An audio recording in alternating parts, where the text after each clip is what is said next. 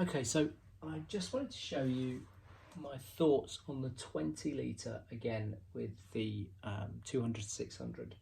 So I think this is how I'd probably try and use it, and I think this shows it's right on the cusp of being acceptable or not for me, and I'm still a bit undecided.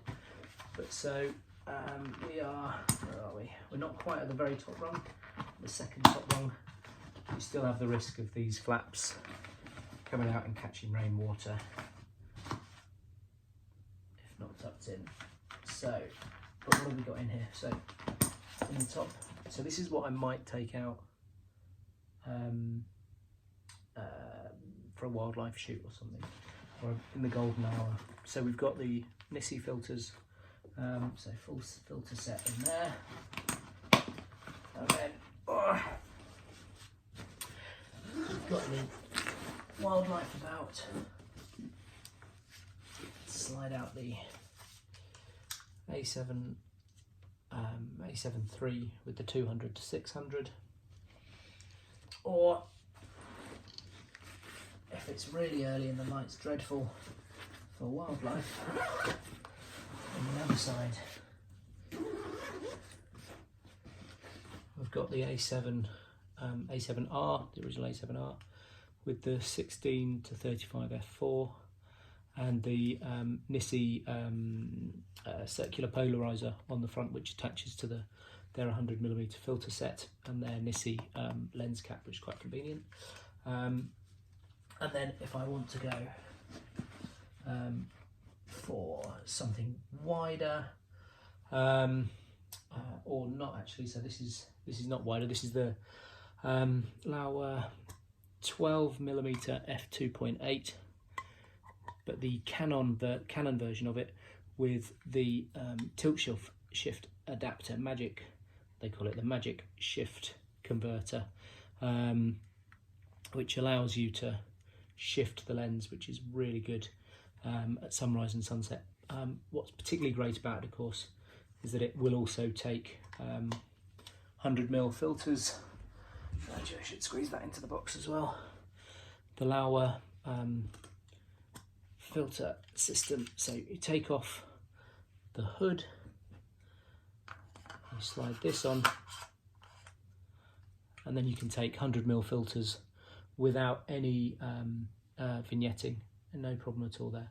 And of course, because it's the Canon one, I can also take off the magic shift converter and swap it to make it a 12mm, and again, no vignetting with the filter holder, so I can throw that easily into the top of the bag as well.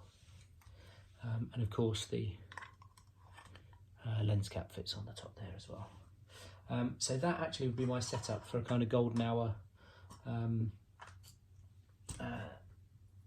shoot, like a wildlife park or the like. And obviously lugging a tripod. I think you can hook a tripod onto the front here, or carrying it around maybe with the lens on it once I've got out and about. So this back in the top. The cameras in that situation, don't know if you can see that, are very exposed in the top, so only with the Nisi softly sat in the top. Wouldn't want to be putting any other little bits and pieces in there really, with the exception of in the top here, filter cleaner, and then you could actually get the adapter in there as well. So yeah, not a dreadful setup, but my hesitation, as I've mentioned before, is there isn't much protection in the top here for the A7 Mark II.